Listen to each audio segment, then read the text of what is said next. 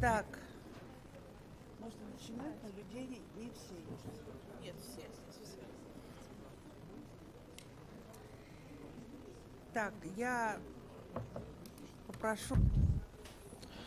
So I would like you to be attentive once again to what's going on. And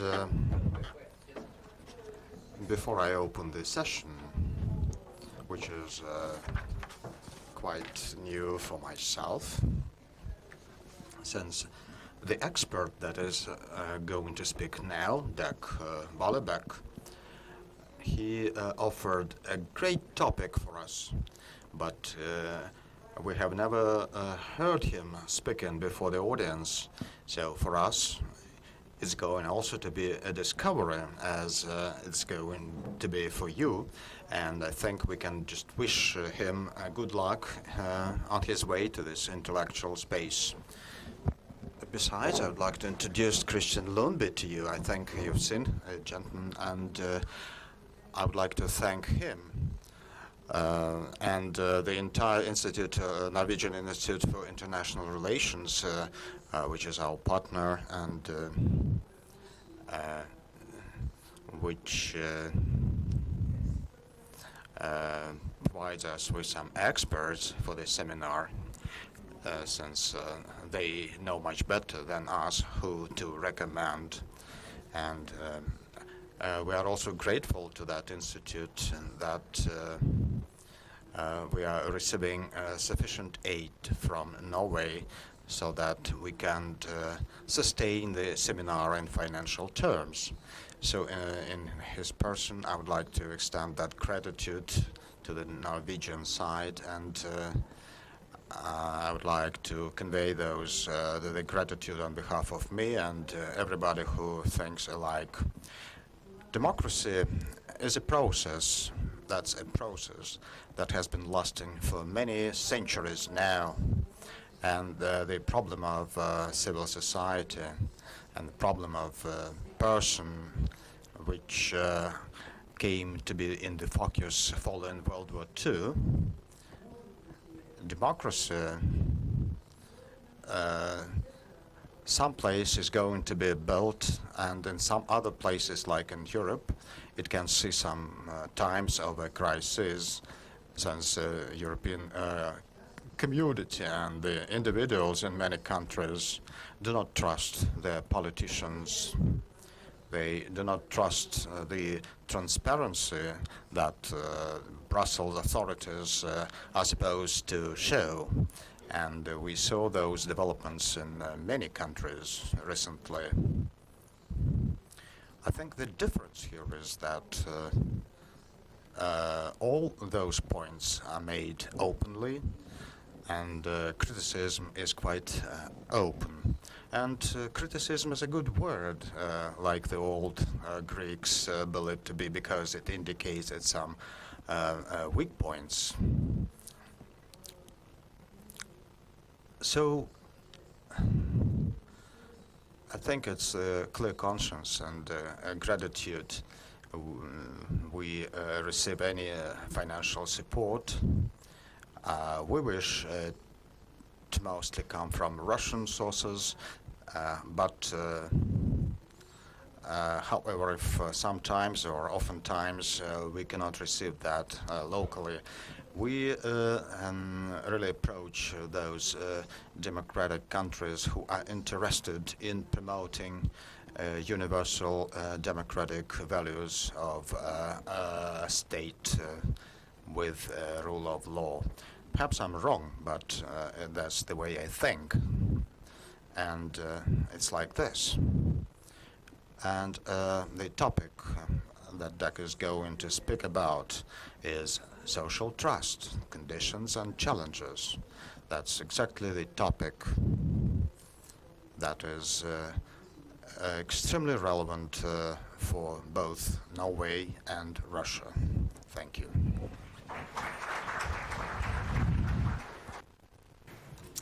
Спасибо. Добрый день. Thank you. Good afternoon. Thanks a lot for the invitation to come here. I'm really very glad to be here with you today. I would like to apologize for not delivering my report in Russian. But I think it would be better for everybody if I don't. Apologize that my Russian isn't better. It really should have been, considering that I spent 2 years living in Moscow. A possible excuse, though possibly not a very good one, is that I spent much of my time in traffic jams such as this.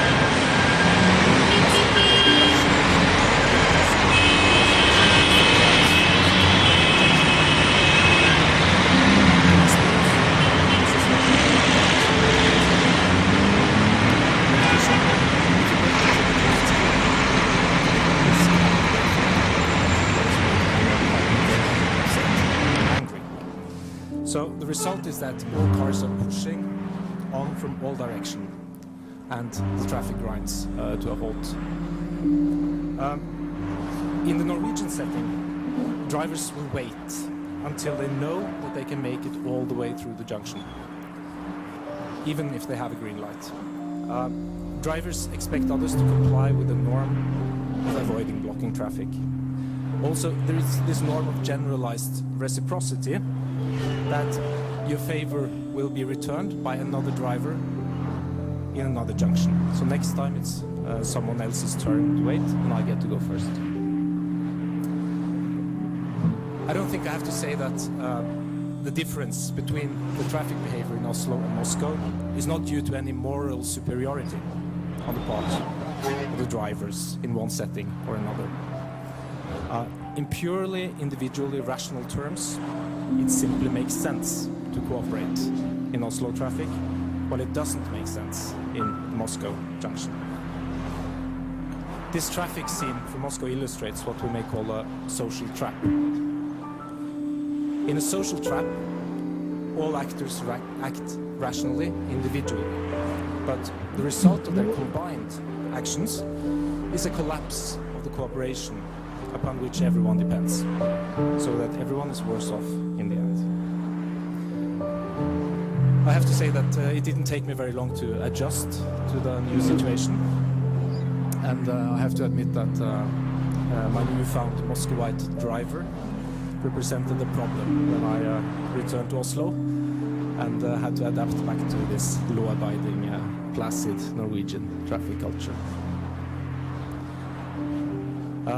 Another culture shock occurred shopping at IKEA in Moscow.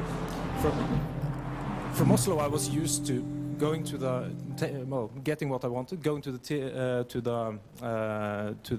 till, and then scanning the goods myself, and then just walking to the exit. When I came to IKEA in Moscow, there was someone who had to scan my merchandise. In addition to that person, another employee was at the exit checking what if I'd bought corresponded with my receipt. And then after exiting IKEA, there were put up barriers to prevent me from stealing the cart. So I had to carry all my Ivar shelves all the way to the car. So why am I going on about traffic and IKEA? Well, I think these examples are linked to some fundamental differences in belief systems. In my country, people tend to think that most people can be trusted. Whereas in Russia, most people think you should be very careful when dealing with strangers. Society is organized differently in the two countries because of this difference in trust.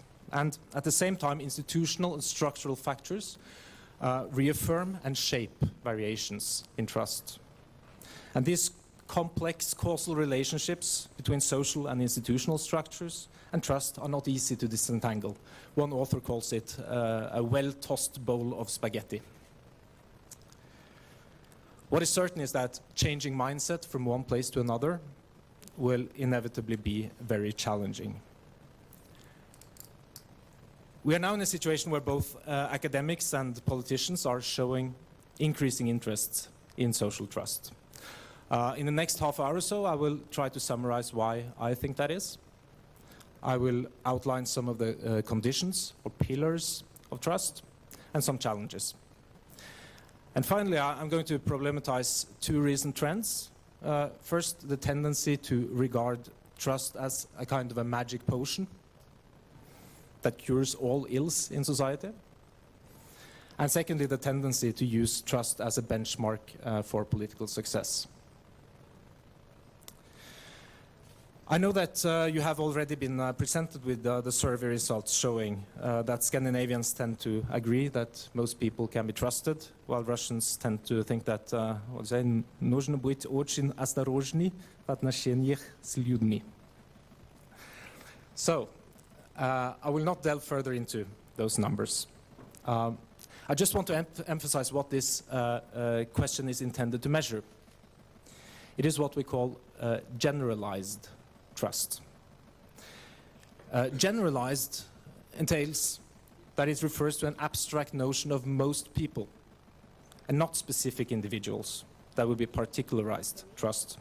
It captures a worldview or a cosmology, or as my Swedish colleague Lars Tregård would call it, cool trust, as opposed to the hot, emotional, and often blind trust we attach to our close relations.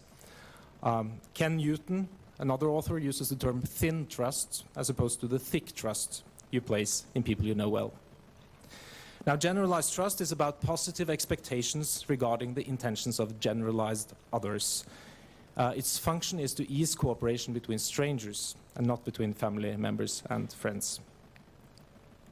Now, this finding that many Norwegians are generalized trusters could be interpreted and spun in several ways. The Norwegian daily newspaper Aftenposten, which I've reproduced with a little help from Google Translate, chose this angle. Norwegians are the most naive people in Europe. And this is certainly part of the story. I can admit to being one of the most naive persons in Moscow traffic at one time. As it turns out, I was part of a proud Scandinavian heritage of stupidity. In Minnesota, the people are still telling jokes about dumb Norwegians, based on the stereotype of the immigrants of the 19th century who were blonde and blue-eyed in more than one sense. And there are, of course, situations where it is stupid to trust. Trusting people will tend to be more exposed to being cheated and misused than a cynic. But generalized trust is not the same as throwing all precautions away and placing blind faith in strangers. When you ask the question as a 10-point scale with 2 statements on each end, very few people, even in the Nordic countries, place themselves at the unconditional trusting extreme of the scale. And even though excessive trust can equal naivety, the scientific literature tends to view generalized trust as an asset and not a drawback. Indeed, the scientific interest in trust has near exploded in recent years. And one important catalyst has been the impact of 2 books by Robert Putnam, Making Democracy Work and Bowling Alone. Inspired by the work of sociologist James Coleman and others, Putnam put forth the argument that social trust is a central component of what he calls social capital, which is the resource that enables individuals to cooperate efficiently without coercion. In and by itself, this point that trust is a precondition for cooperating effectively is not a very original idea. But Putnam did two other very important things. First, he started talking about trust as a property of entire societies and nations. And secondly, he documented that the resource was fragile and had, in fact, diminished in the US. And following this shift towards societal effects, many empirical studies have examined how trust can have beneficial outcomes on various variables on the societal level. Economists have linked trust to economic growth and development. This is due to more effective cooperation and reduced transaction costs, meaning less resources spent on control and formalization. Within social medicine, studies have actually shown that the body produces less of the stress hormone cortisol in settings where people do not expect the worst from each other. And trust is also strongly correlated with different measures of quality of life and quality of government. And it has been used to predict everything from homicide rates to obesity. So in essence, trust is a magic potion. The American political scientist Eric Uslaner has somewhat sarcastically called it the chicken soup of social life. It is a cure-all solving most, if not all, of the ailments of modern society. And you can imagine for politicians having a magic potion at their disposal, which creates growth and happiness and is completely free to manufacture, is quite an attractive idea. I find this increasingly troubling, and I will return to why towards the end of my presentation. So the first important impact of Putnam's work was that trust was now seen as a societal asset. The second important thing that he did was to argue that even though trust and social capital have deep historical roots, they are also fragile and prone to erosion. In the US, trust levels had depleted since the 1960s. And then he did a third thing, which was perhaps not so smart. When he tried to explain the erosion, he ignored factors such as rising social inequality, political scandals, and wars. And instead, he placed the blame on a rather unlikely candidate, namely TV watching. And his preoccupation with TV is truly fascinating. This is a figure from the book Bowling Alone. Here he finds that people agreeing with the statement, TV is my primary form of entertainment, were more likely to give other drivers the finger, the middle finger, in traffic. And people who thought TV was a primary form of entertainment also were less likely to work on a community project. I think all of us can think of a couple of confounding variables in that analysis. But the message he was trying to give in Bowling Alone was that in order to rebuild trust and social capital, people needed to watch less TV and be more sociable, go to more picnics together, bowl in more organized leagues, and sing in more choral societies. That was the solution.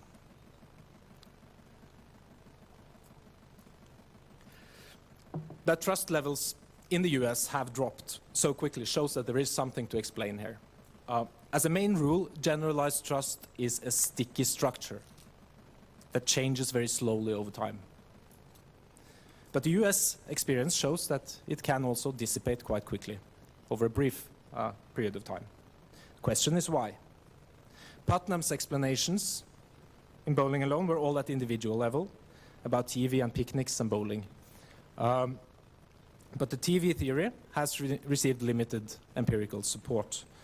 The studies investigating the effects of active participation in voluntary associations, such as choral societies and sport clubs, have generally found nothing.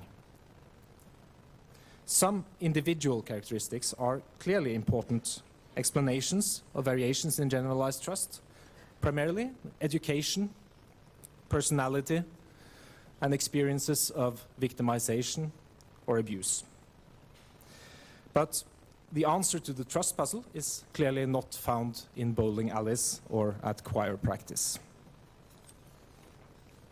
So the trend now in empirical research has instead evolved towards structural explanations, and I will turn to these important studies now. My reading of the current literature is that social trust rests on 4 pillars. One is the importance of historical factors through processes of path dependency. Another is the presence of a sense of shared fate in a population. A third is the existence of rule of law. And the fourth is a strong civil society. I will briefly explain each of the 4.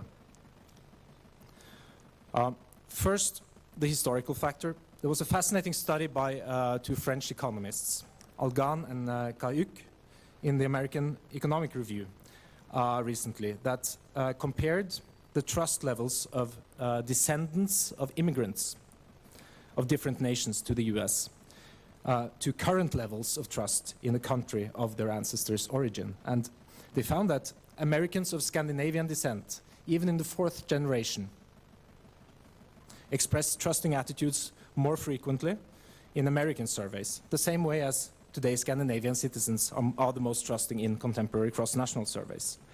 And they are followed by descendants from Central and Western European countries, while those originating from Eastern and Southern Europe are less inclined to trust. And this figure shows exactly how strong this correlation between the trust of 4th generation immigrants to the US, which is labeled inherited trust in the figure, and contemporary levels of trust are, at least if we ignore the statistic outlier India. So this fascinating finding shows how trust is really a sticky structure. It is a deeply historically rooted trait of a society, which changes very slowly over time. Hey, what's happening? In Scandinavia, the historical heritage is arguably particularly conducive to the development of a trust culture. One has to go at least back to the Viking ages, which is not something you would immediately associate with trust. But what they did was to establish at a very early point in time a court system. The Ting replaced the rule of blood with the rule of law as early as the 11th century. And these structures prepared the grounds for emancipation of the individual from the loyalty to clans and blood. It was a shift from a society based on hot trust to a society based on cool trust, in the Swedish historian Tregård's words. And this early individualism was reinforced by the Protestant Reformation, emphasizing each individual's responsibilities for his actions to God. Even today, citizens within countries with a Protestant heritage exhibit higher levels of generalized trust than what we find in other countries. Now, the Reformation also had another beneficial side effect with regard to trust, because people needed to know the gospel for themselves. They were encouraged to learn how to read and write. And this led to a low level of analphabetism in the, at that time, relatively poor Nordic countries. In turn, this was important for the growth of popular mass movements and the establishment of a strong civil society during the gradual peaceful democratization during the 19th century. And the Lutheran Church also emphasized the role of the state and the king as a grantor of the common good, as well as the autonomy of individuals and equality under the eyes of God.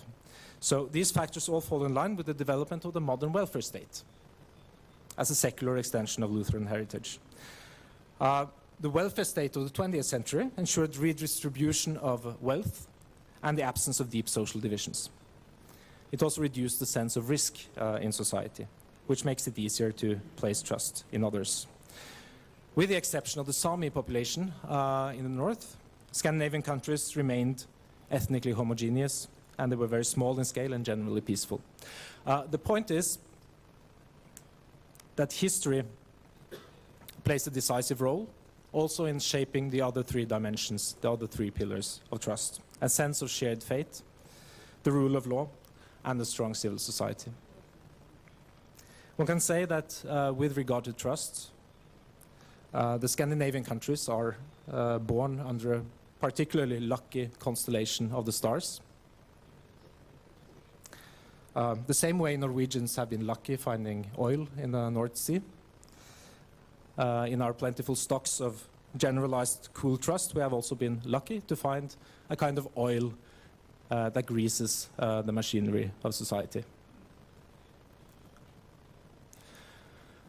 The second pillar is this sense of a shared fate, and this is a phrase I've borrowed from political scientists Erik Juslainer and Bo Rothstein.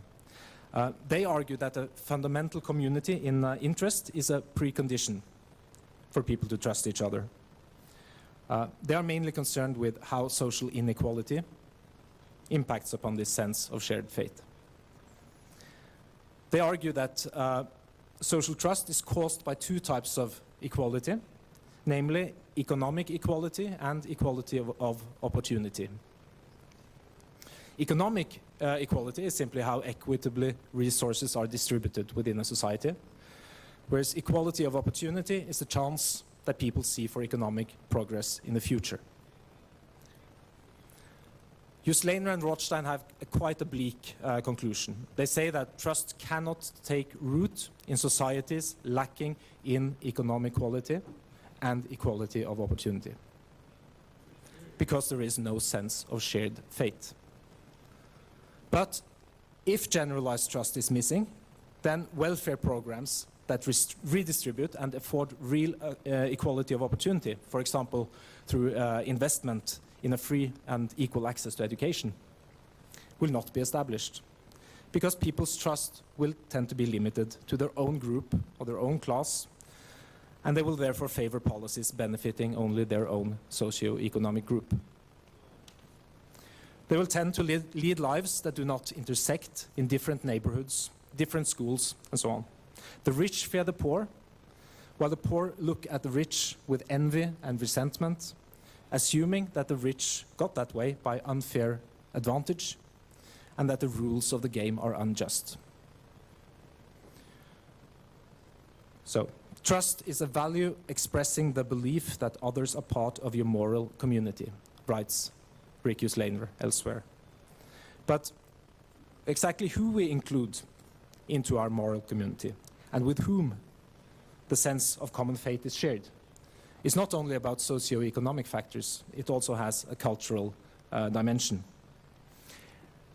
In the age of globalization and mass migration, many European countries that used to be ethnically homogeneous are now becoming multicultural, and in Scandinavia the change has been particularly abrupt.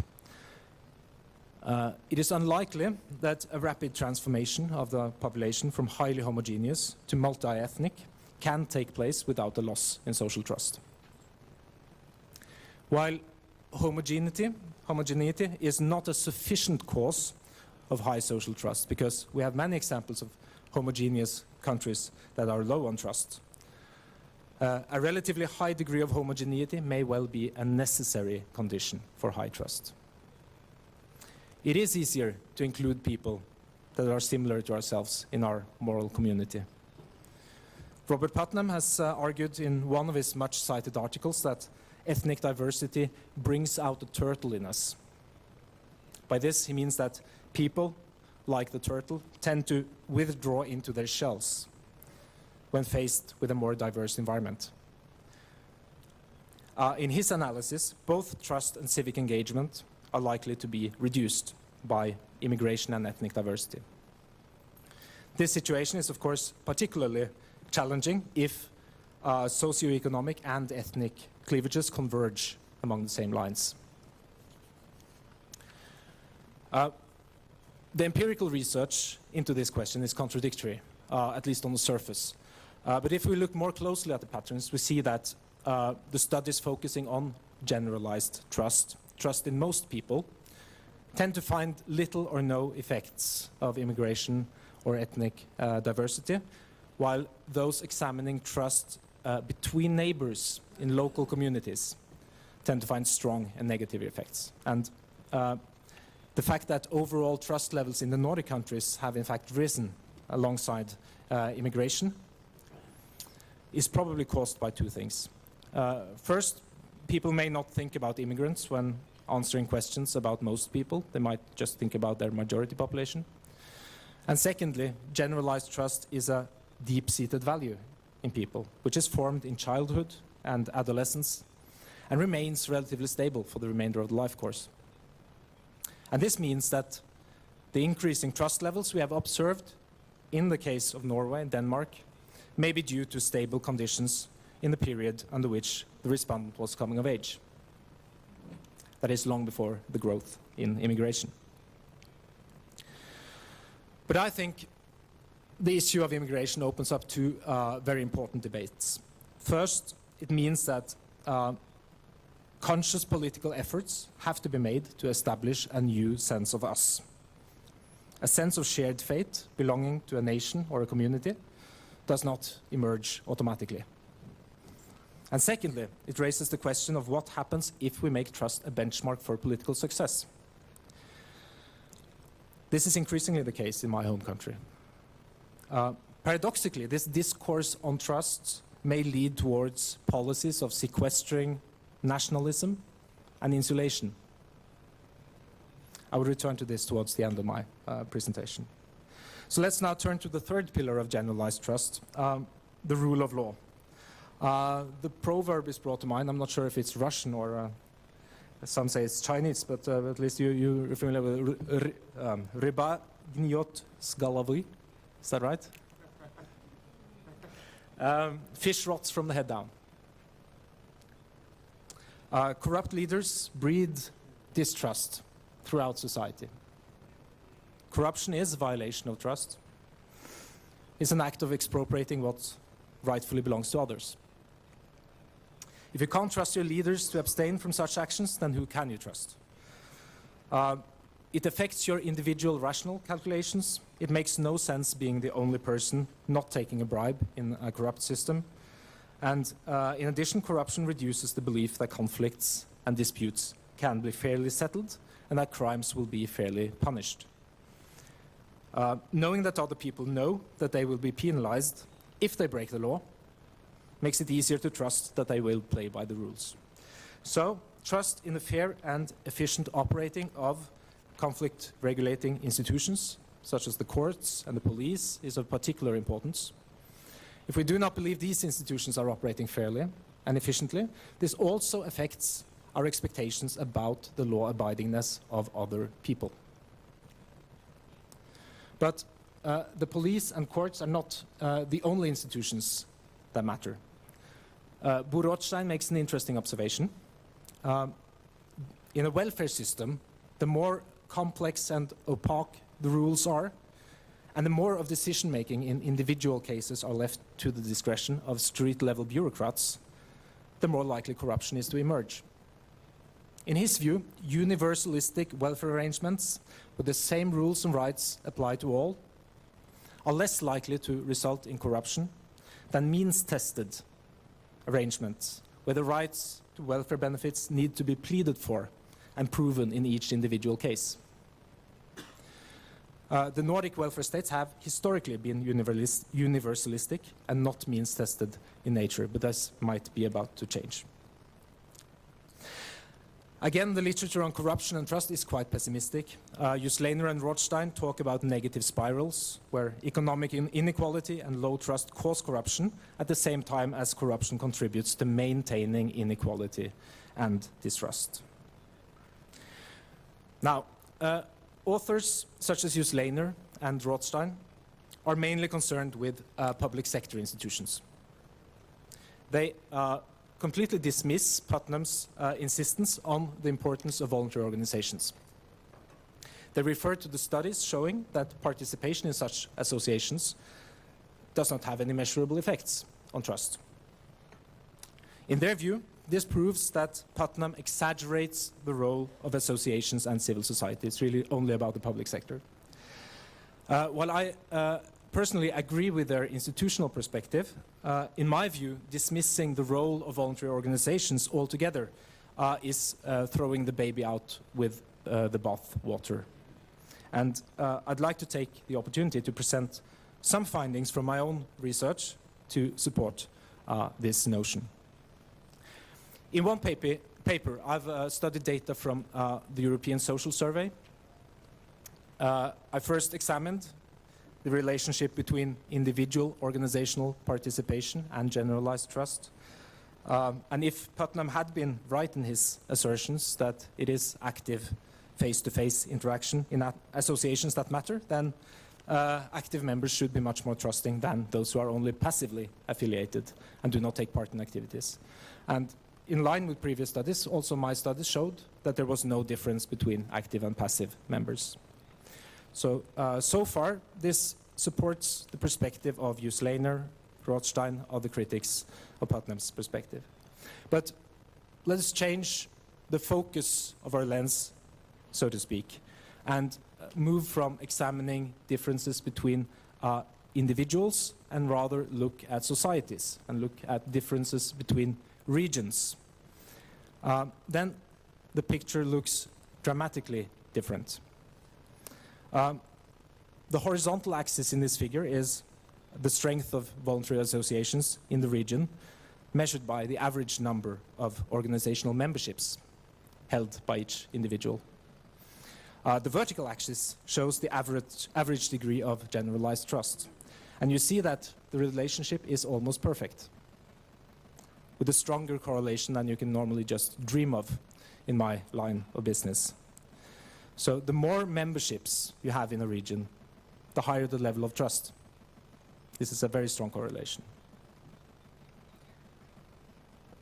It is also a relationship that holds, even if you control for levels of education, ethnic diversity, social inequality, urbanization, trust in the police and judiciary, and religiosity, which, by the way, has a negative effect. These factors all contribute to completing the picture, but the strength of voluntary organizations remains the most important explanation at the regional level. So why is this? Why do we find no relationship between individual participation and individual trust, and at the same time this extremely strong relationship when comparing regional levels of trust and strength of voluntary associations? Now, my interpretation is that voluntary organizations preserve and institutionalize trust rather than generate it. Putnam's perspective focuses on the role played by associations as arenas of socialization, where people learn to trust by interacting face to face. The perspective of Rothstein and others is much more institutional, but they argue that only institutions in the public sector matters. And I disagree. Voluntary organizations are vital to social trust, not primarily because they allow people to meet face to face, but because they are a crucial infrastructure of collective action. They demonstrate the rationality, availability, and usefulness of cooperation. And in societies with dense networks of voluntary organizations, it is widely known that an infrastructure of collective action, of collective problem solving exists. This is a knowledge that's not limited to the most active members, which is why we don't find any difference between active and passive individual members. Much the same way as the tacit knowledge that roads are useful is not limited to people driving at any given time. Organizations institutionalize trusting relationships when members elect persons to represent their interests. It's revealing that the Norwegian term for elective representatives, izbrani predstavитель, the Norwegian term for that is tillitsvalgt, which literally means someone who is chosen and trusted.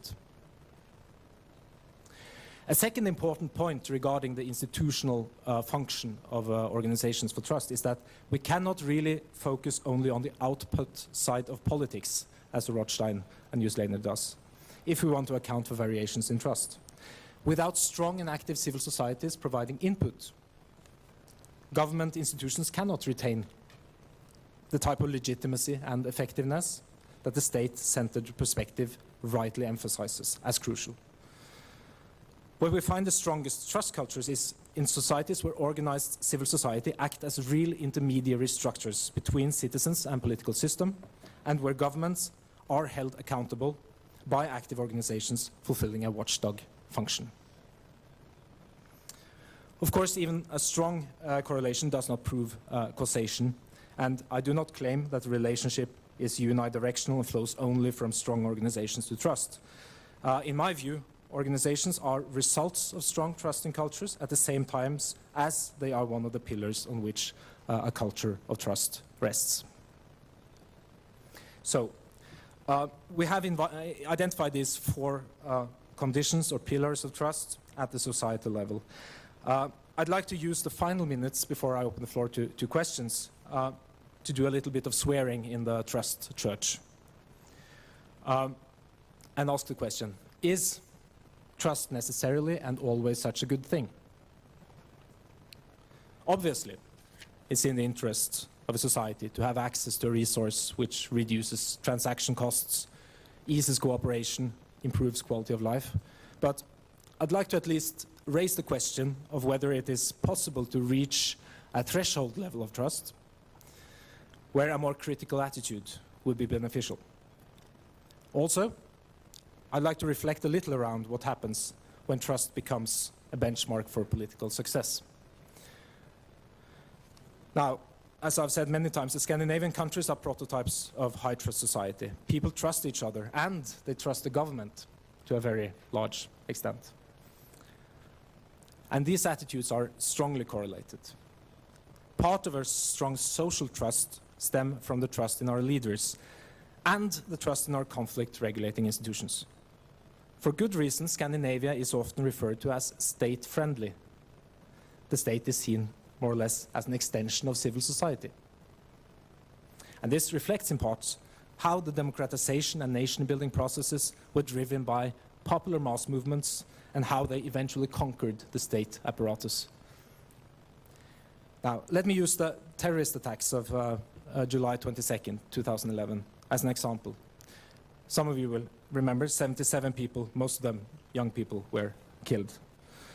And after the terror struck, the Norwegian Prime Minister gave a seminal speech where he called for more openness and more democracy as a response to terror. This speech was rightly praised both in Norway and abroad. And many observers noted the non-vengeful tone of politicians and peaceful mass mobilizations of the public. But in political reality, within a year of the attack, some really draconian measures, dramatically increasing the government's opportunity for surveillance and control of citizens, were passed, and without any real public debate. Trust in government can reinforce social trust by increasing a sense of predictability and safety. And in our research on how terrorist attacks affect the population's attitudes and value, a key finding was that people who placed a great deal of trust in government prior to the terror were less likely to be afraid, less likely to be fearful of new attacks after the terror struck. People felt protected by the state. But this effect may be paradoxical. Those who trusted government were also the most likely to support new control and surveillance measures, which may in turn undermine the very basis of the open and trusting society. So there is a risk that trust can make us numb and uncritical, in which case it can become its own worst enemy. So a final cautionary note. There is increasing awareness among politicians about the value of trust as a political currency. In my home country, an ideological battle is currently going on where all sides of the political spectrum are fighting for ownership of this magic potion. I don't think this is unique to the Norwegian case. The political left is concerned with social inequality. They claim with a lot of support in the empirical literature that social inequality breeds corruption, damages trust, and so on.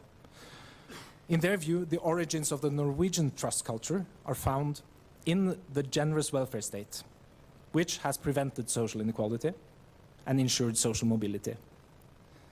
The left chooses to focus on the importance of strong state institutions and a sense of shared fate and social cohesion in economic terms.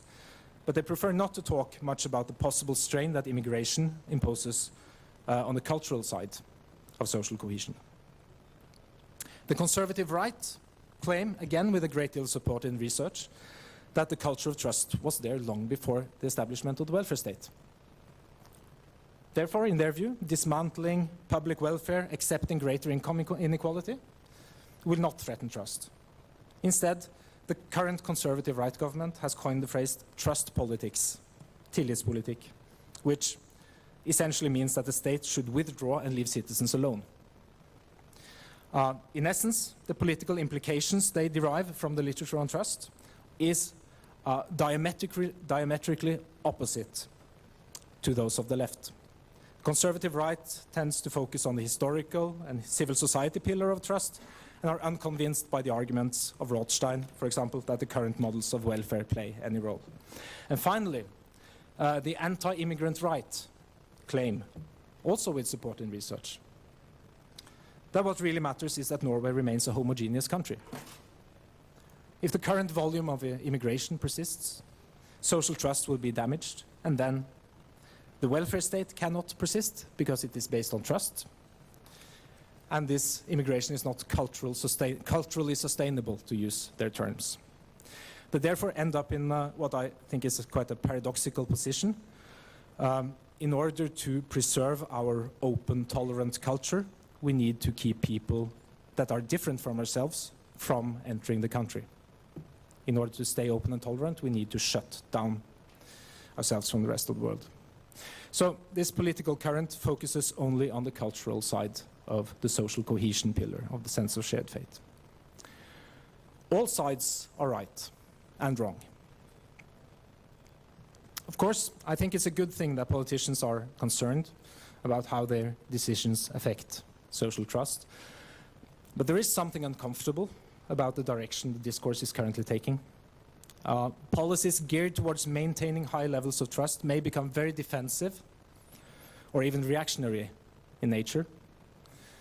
When the trust research shows that what really helps is that people are as similar to each other as possible and place a great deal of trust in their leaders, this may well provide a recipe for static conformity, lack of pluralism, and paradoxically for prejudice towards outsiders. And as much as I like trusting most people, I'm not sure if this utopia of trust is a society that I would like to live in. Thank you very much.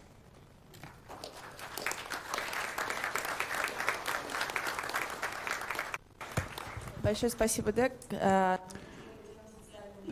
Thank you so very much indeed. The topic of social trust is one of the key questions and key topics of our seminar, as indeed social trust is a key element of a good part of the institutions and the networks and the systems that we are deliberating and considering in the course of our seminar. So we're the more so elated to have been able to listen to the European perspective, at least, and the Nordic perspective. Presentations and data you presented to us. At the beginning of the report, you mentioned such word reciprocity. Reciprocity as a principle of a social order. But you didn't speak about another very important thing, the principle of solidarity. In my opinion, solidarity is mutual responsibility among social actors. And we know how this principle is important for post-Soviet countries. Let's take Poland, for instance. This movement, solidarity, was called Solidarność. And the principle of solidarity is the basic principle of Catholic social doctrine, because John Paul II introduce it to this doctrine. So my question is about it. What do you think about this principle? How do you understand it? And what is about solidarity in Norwegian? Because we know that solidarity is also the principle of the welfare state you spoke at the end of your report. Thanks a lot. Yes. Thank you for an excellent question. The sense of solidarity is very different in the Norwegian context and the Polish context. One of my favorite historians, who I referred to a couple of times in a lecture, Lars Tregård, has described the Nordic countries as an alliance between state and the individual, or the state liberates the individual from the dependency upon family and civil society. So the solidarity that you're describing, the kind of thick solidarity which is connected to church institutions or for example, the solidarity movement you mentioned. In Scandinavian terms, you will talk about more this cool solidarity, where you have a diffuse sense of shared fate spread throughout society, and where the state has sort of, in many people's view, liberated the individuals from being dependent upon civil society structures. So that would be very different. If you measure trust as generalized trust, the result of that will be that Norwegians will have much higher generalized trust than Poles would. But it doesn't mean that Poles are not trusting. It's more that their trust is tied to civil society institutions in the society where they live and interact. The Norwegian or the Scandinavian system is more dependent on this type of generalized trust than other models of society are. Наши выпускницы из Самары, Даша. Our alumnus from Samara. Lecture. As I'm currently making research on the problems provoked by migration, your lecture was of great and I may say enormous help for my research. You mentioned that the sense of common trust and sense of community does not emerge in self. So you said that it's government who is about to work about it. And that is why I would like to tell you that, in my opinion, I used to think actually that here we may observe the spillover effect. Like, it's not artificial thing that we may create, but it's an event, whether it is good or bad, that may actually create this feeling of belonging. If I'm wrong, could you correct me? And can you give some examples that will actually work, some projects that government may introduce in order to improve the situation? Thank you.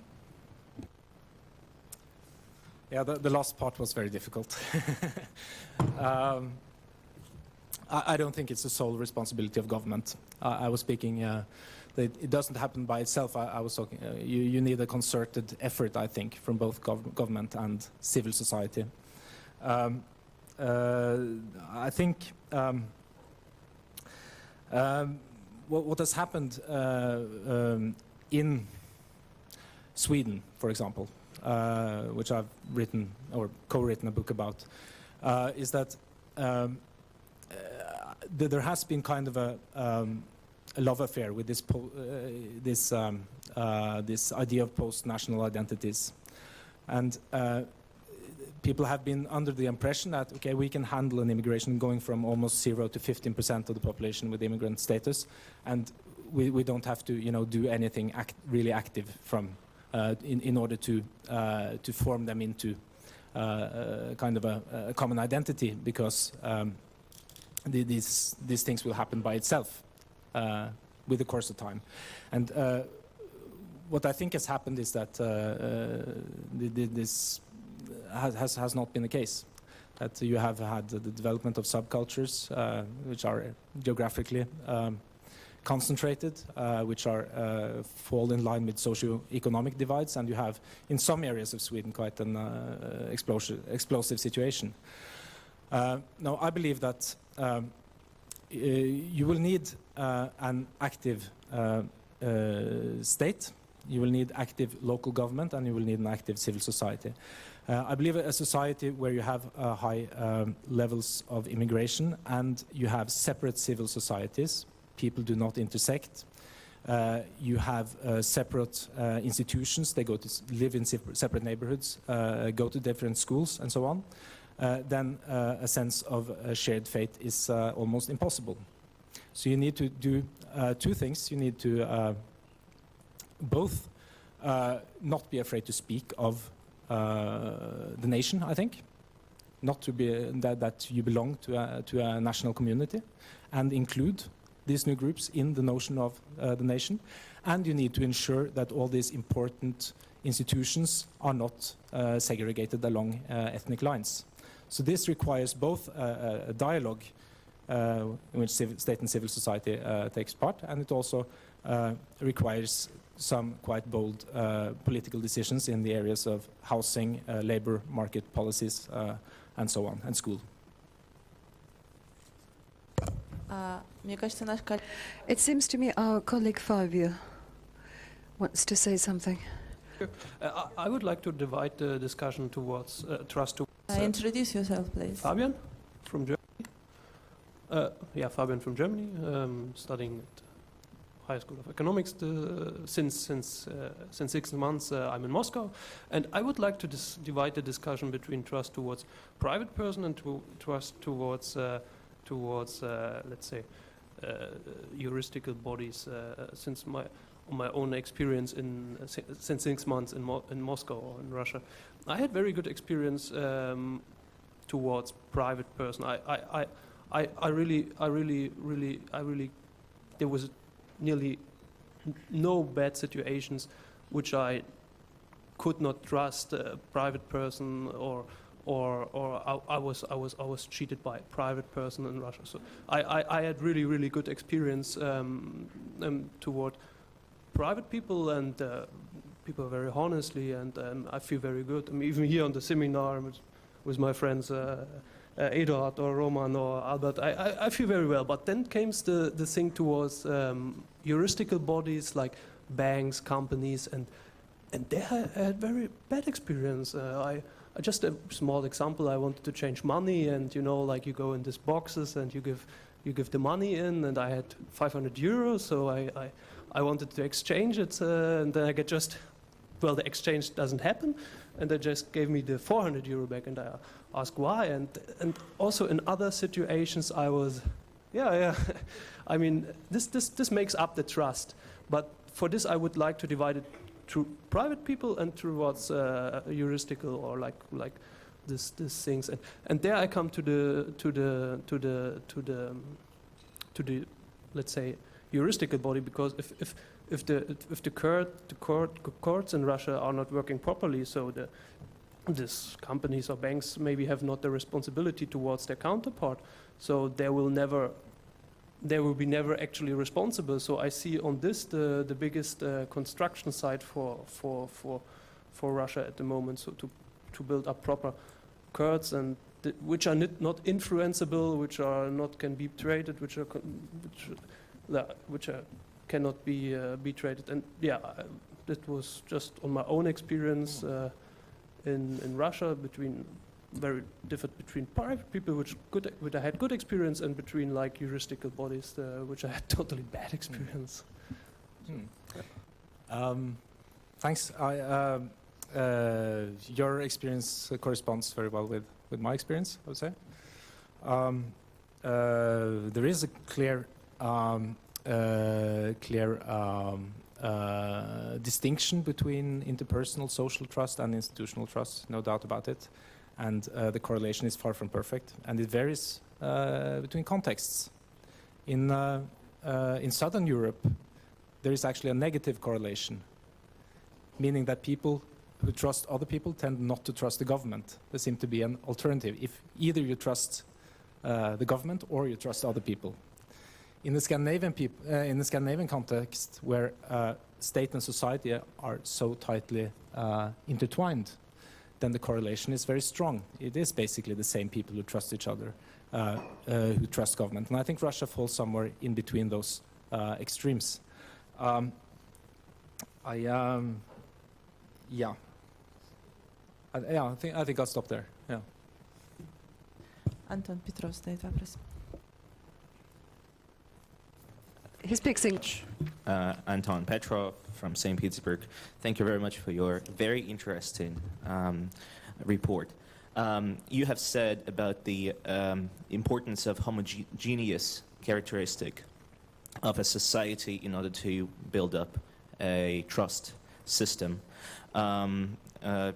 We, Russia, definitely lack certain elements of homogeneous characteristics.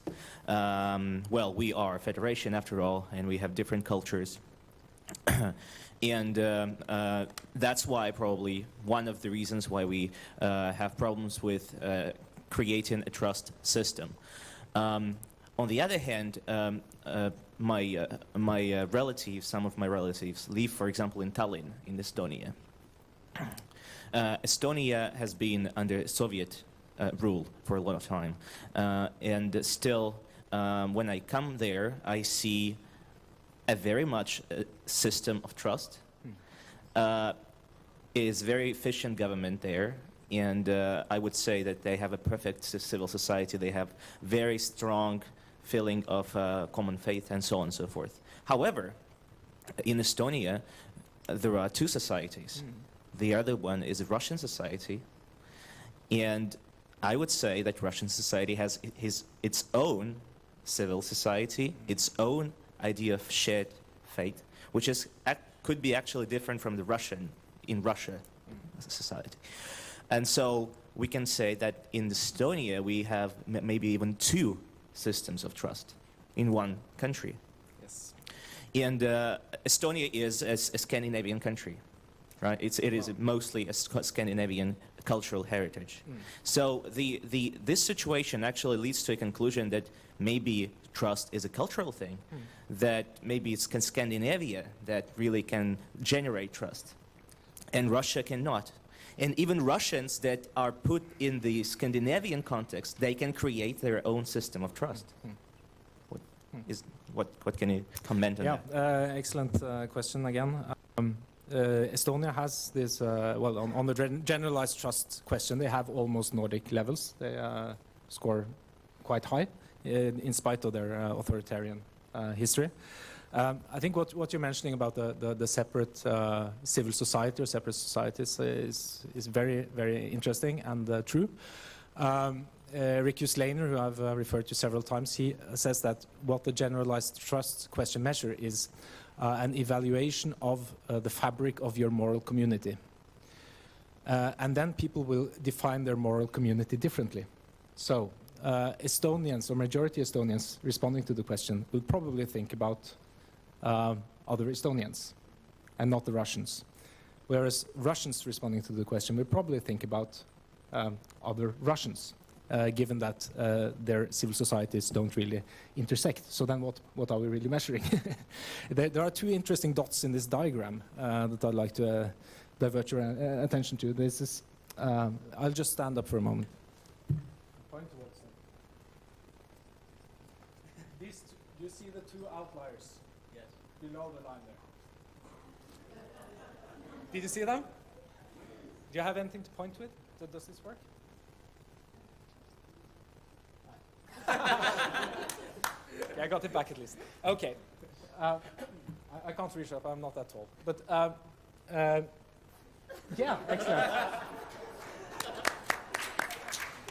He found them, perfect. Do any of you have a theory of which countries those, or what country those two dots belong to? One in the back. Yes. Извините, пожалуйста, я... I'm very sorry. I wanted to ask a question, maybe very much relevant. Eduard, please remember to give you the Eduard from Bashkortostan, from Stерлитамак. Well, Mac, your presentation is wonderful. Made me think. Well, this notion of trust plays a very great role in a system of governance when there is no structure, no system. and sort of system-less or structure-less governments in society. The question is, today you explained us so very well, showing what trust is even at the molecular level. You say certain hormones are secreted by the human body. You went to biochemistry even. You appealed to biochemistry, and you are, say, in a society of future politicians in Russia, and we are very interested, maybe really as we study this notion of trust, you want to discover, open the elixir of trust. So can you imagine a politician, for example, comes to you, comes into an audience to his voters and say, look guys, you will be happy, and everybody under the influence of this elixir clap their hands, say, okay, we support you, we're all in for you. This is where the question is. Thank you. I'll respond to that question first, and then I'll just finish the. I think what you're explaining, or what you're describing, is exactly the situation in Norway now. We have more or less a gospel of trust going on. These findings and graphs that I've shown have spilled into the public debate, and they're cut loose, and it has led to these partly dishonest ways of communicating, because the solutions of these problems are all, at the civil society level. They're all at the micro level, right? It's all individuals need to get their act together, and it's not really any responsibility or costs on the part of the politics. But then, of course, they reap all the benefits because they get the economic growth and they get their happy citizens and so on.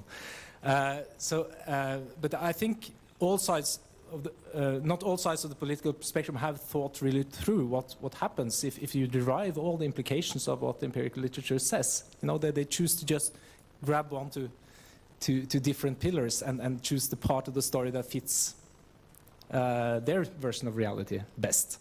And in this I see a real danger, and I see some people meeting themselves in the door, which we say in Norwegian. I don't know if that's the Russian expression, but that they will meet their own arguments quite like a fist in the face, because the left can't really talk about trust and social inequality without talking about immigration.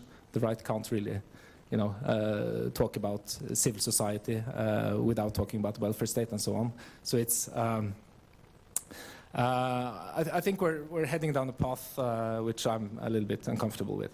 But the two dots in the diagram, I just want to finish that. Those are the two Belgian regions, the Flemish and the French-speaking part of Belgium, where you have entire civil societies organized around ethno-linguistic divisions, at the same time as they're trying to hold together a nation. And you see that these two regions are almost the only ones where you don't have a positive effect on trust of strong civil societies. So you have civil societies probably reinforcing divisions in the broader, general picture. Yeah. Так, кто не задавал вопрос? Who hasn't raised questions yet? Yuri Lobanov, I suppose. Yuri Lobunov from Bryansk. Thank you very much for your presentation. From our viewpoint, this is the best presentation based upon social trust. People mostly trust themselves first, and for this reason they would be much happier perceiving the ideas which they find close to them. But my question is, where do we start to exit from the social trap? If we have a society where there are no traditions of trust, where the rule of law state doesn't work, there is no civic activity, and there is no equality, there is no certain unitary sort of... What is the roadmap? Which is the first step to take in this roadmap to build trust? This was the question I was fearing the most. I wish I had a good answer. I don't really. I think it's extremely difficult, and I don't think it would be wise for me to pretend that I know the answer to your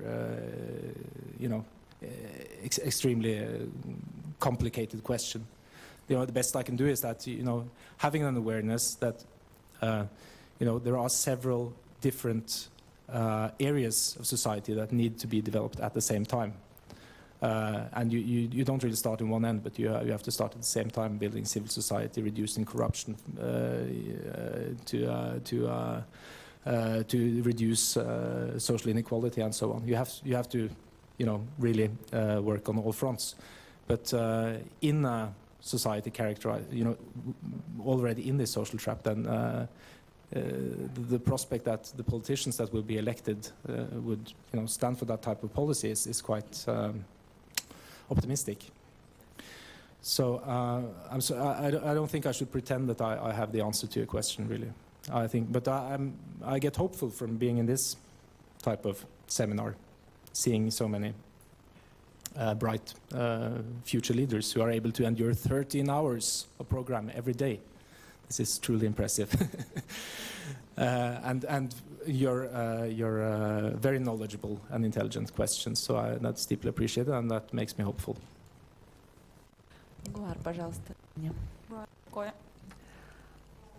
Guar Mukayani from Armenia. It seems to me, I do not know if you would agree with me or not, this social trust for me is a certain web between interpersonal feelings and attitudes, but social agents very much like spiders who are in the center of this web. So my observation that I had in Armenia, I ran a study that for Armenia at this stage what is typical is low level of social trust towards the state. What is you think needs to be done by the state, by the government, so that they get back the trust of their citizens? And what mechanisms work in your society so that this normal level of people's trust towards the government, towards the state, to return it, to ensure it, so that it should not fall even further? Thank you. Yeah. Right.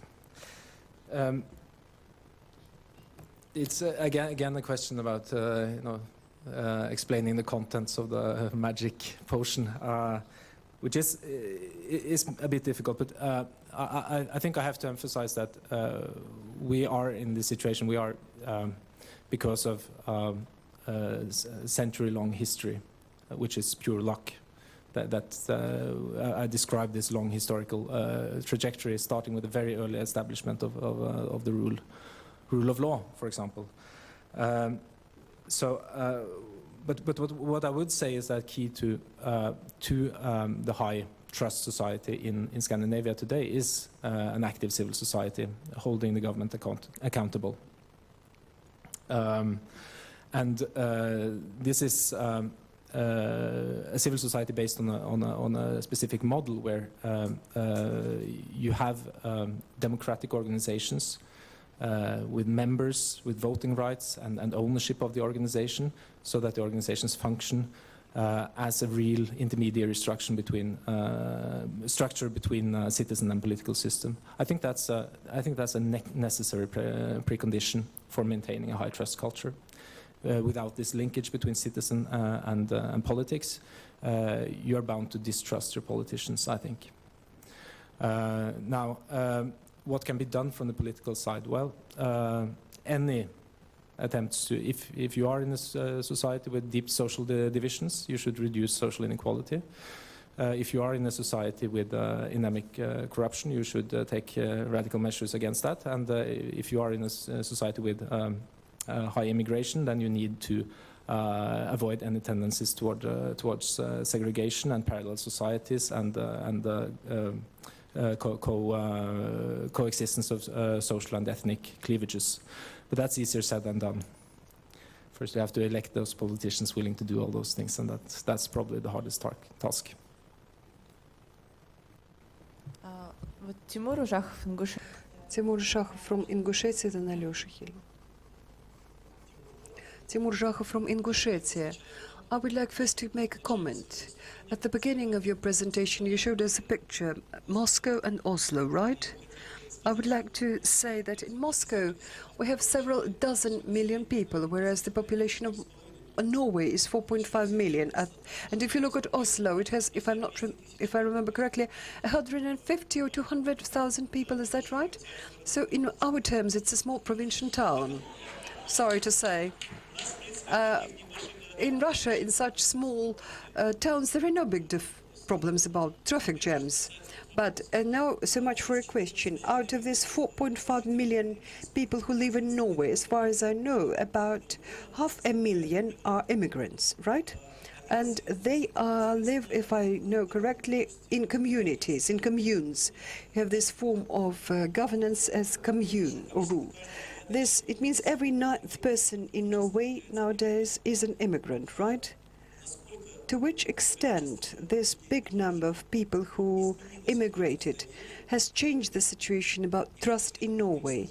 Can this model serve for Russia, where matters of migration are very, very burning? Thanks. In all fairness, I did say that the comparison was flawed, and it was more of an illustration of my subjective, cultural shock coming here, because. And it's not limited to traffic jams, but there is something about general traffic behavior that's different.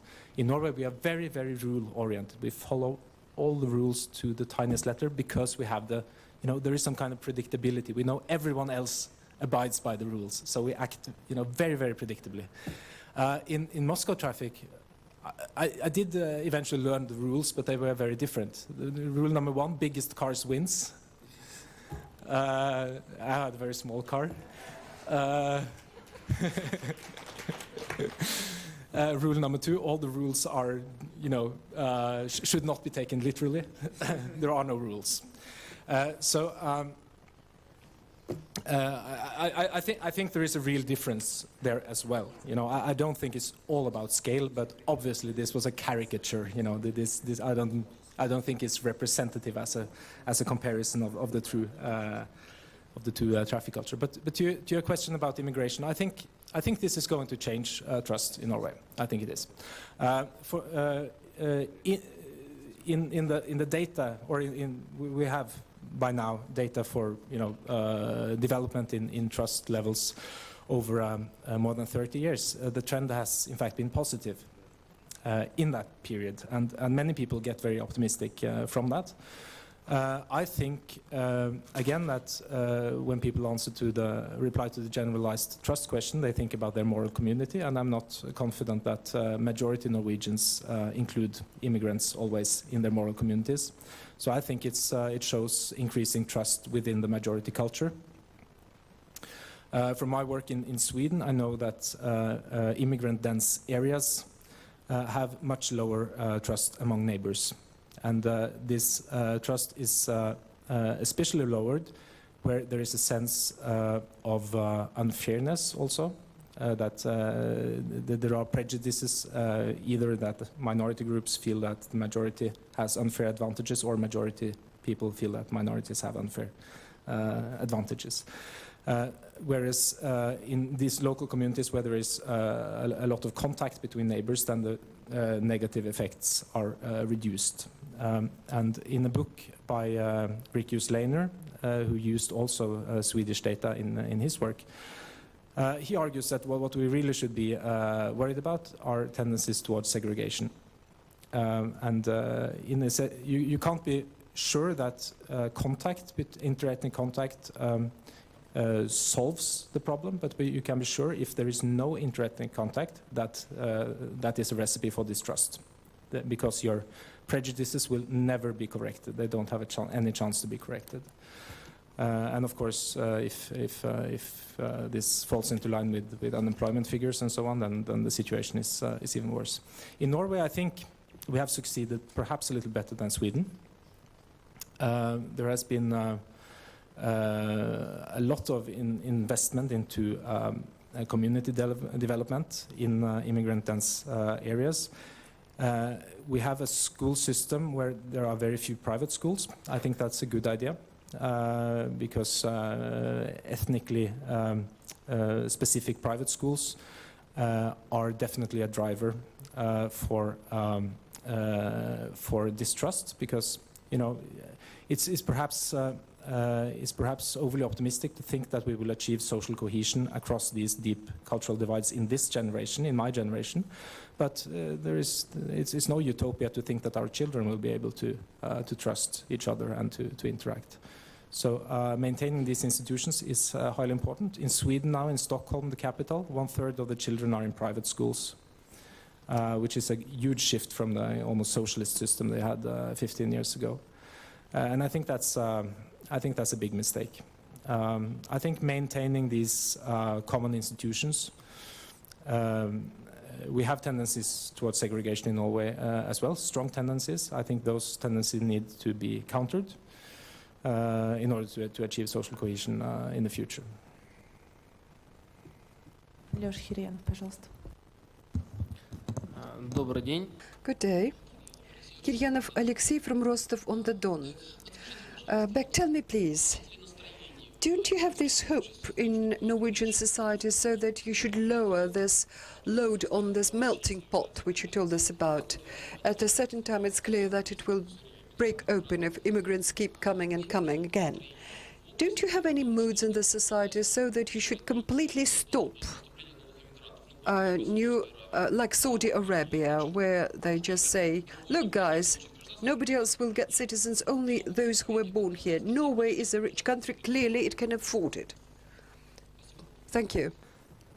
Yeah, excellent question. Well, the comparison to Saudi Arabia is, of course, very interesting because our economy is kind of showing some similarities to some of the Gulf states, where we have a privileged group of nationals who share ownership of this huge oil fortune and have a very strong interest in keeping new entrants, from coming in, because then there will be more people to split the wealth between. Well, we have these movements, and it has been an important political issue. In the current government, one of the parties, the junior coalition parties, is the so-called Progress Party. They do not advocate a full stop in immigration, but they think that the immigration in past years have been excessive, and they want to reduce it. They haven't really succeeded after coming into government, so right now I can't really see any great policy shifts having taken place in that area. But what this Progress Party maybe has done is to kind of, domesticate the immigration, the immigration skeptics.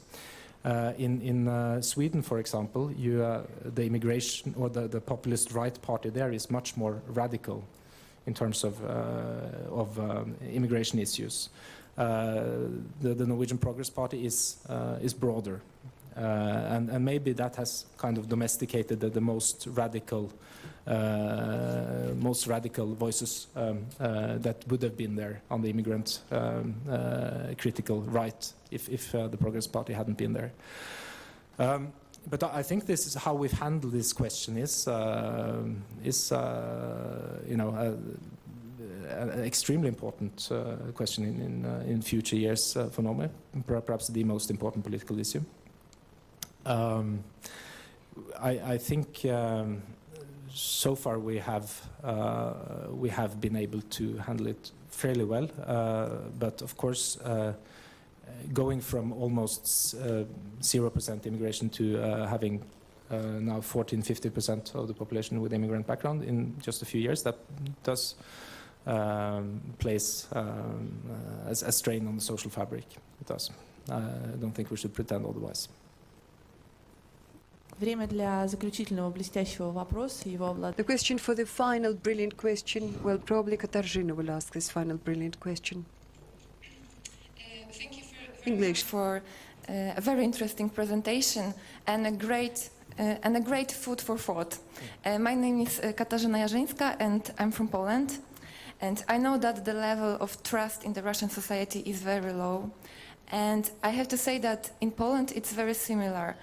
No matter that we are very homogeneous society from the point of view of the ethnic and religious construction, let's say it like that, we are still,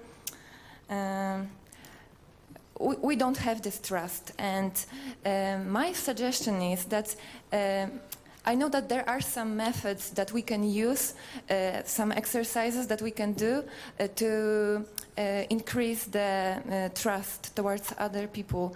And maybe you can give us some advice that we can do such exercise here for the meeting in Golitsyno right now that help us to increase our trust.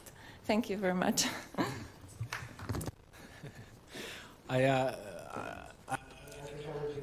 Out of my field there, I think that would be more a question for a psychologist, perhaps.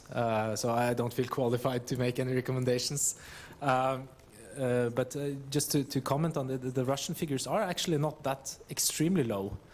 They're about 30%, and there are quite a few countries that are lower in the ranks. If we look at the European Social Survey, there has been a small increase from 2006 to 2012. The World Values data don't show the same increase, but there are some indications there. As regards the importance of homogeneity, I think it's important to stress that this is I called it a necessary but not a sufficient cause of trust, meaning that when it's not sufficient, it means that being homogeneous alone doesn't ensure a cultural trust. There needs to be other factors present. But if you are heterogeneous, then you will have a hard time establishing generalized trust. Well, thank you very much. I wish to say just several words in conclusion. In point of fact that we discussed it at such a high level, issues and categories such as trust, freedom, rule of law. It just says that we are moving in the very right direction from consumerism society and production society of some essential goods to the modern post-industrial society. At that I would like to answer to my colleague from Bashkortostan, to Eduard. I got your point. I got your message about a certain abstract notions of freedom, trust. Well, in point of fact, it's not anything abstract. In totally different matter that we do not understand them and do not feel them yet. But it does not mean that we should not discuss them and talk only about things that we think is very much specific and down to the point. Actually, we are more and more often seeking questions like this. It means there is a need for that, and we will many times return towards them during this seminar. And I urge everybody to read a brilliant book by our British expert Geoffrey Hosking, Trust, Money, Market and Society. If you haven't read it yet, it's a new book. And to our expert and speaker today, I wish to congratulate you on a brilliant first presentation at this seminar, and we want you to let us show our trust to the speaker and give him a round of applause. Полчаса перерыв. Coffee break, half an hour.